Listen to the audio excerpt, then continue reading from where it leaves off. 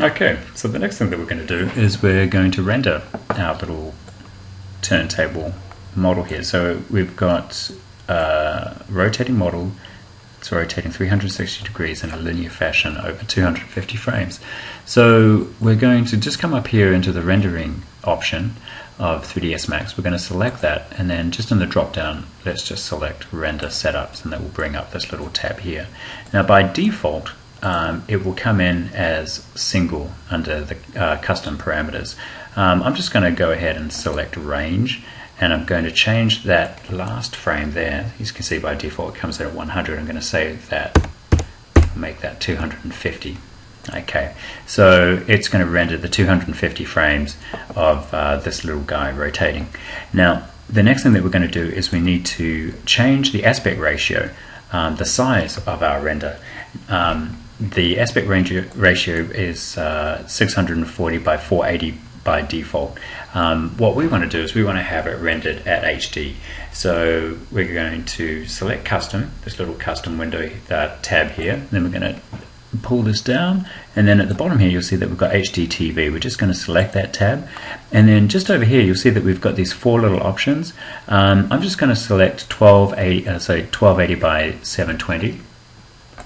And then that will change the width and the height in this section over here. Okay. Now the next thing that we're going to do is we're going to create a movie file. So I'm just going to scroll down, and where it says render outputs here, just going to open up file.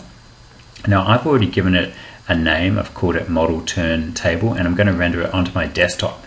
So I'm just going to put it onto my desktop here. I'm going to give it a name, model turntable, and then here where it says save as type, by default it says all formats. Just select that little drop down window and then say AVI file. Select AVI.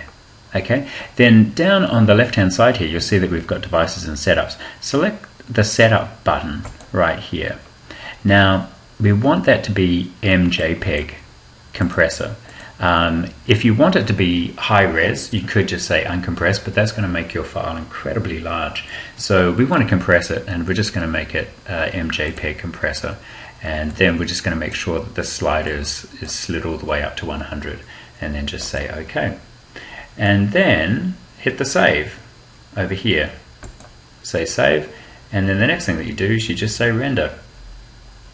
Now when you hit render, what's going to happen is it's going to render it in whatever window you have active. So in this case I've got the perspective window here active, but if I just hit Alt W, and if I select, say, the front window instead of the perspective, and then hit Alt W so that it maximizes that, then what it's going to do if I hit the render button is it's going to render from this viewport. So I don't want that. I'm going to hit Alt W again, and then I'm just going to select, and make sure you can tell which one is active by the fact that it's got this red outline around it. So, and then I'm just going to hit Alt W again just so that maximizes it, and then I'm going to hit the render button. And here you can see that now it's rendering. So over here, this top one is the 250 frames, and then this bottom one here is just on a frame by frame basis. So this is telling me how that frame is going, and this is telling me how the whole sequence is going. So I'll just let that finish, and then I'll come back and we'll wrap it up. Okay, so this is just about finished rendering, and there we go, it's finished rendering. Now it's rendered it onto the desktop, so I'm just going to minimize all of these here. Actually, I'll shut this down. I'll shut this one down because I don't need it anymore. And then on my desktop, I should have, there it is. This is my render. Now, let's just go ahead and have a look and see how big that file is. If I just put the cursor just over the name of this movie file, you'll see that underneath it, it brings up some interesting statistics. It tells me how long it is in length, 8 seconds, and then it also tells me the file size. It's only 16.3 megabytes, and that's perfect.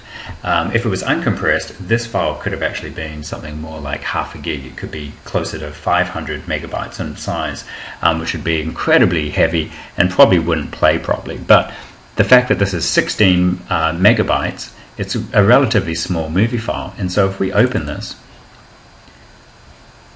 it looks lovely. Yeah, obviously I haven't put any lights in there, so it's looking a little weird. You can see that some of these faces are black as it's turning around there. I could have put some lights in and made that look even better. But for the purpose of this video, this was really just to demonstrate how we render this little turntable out.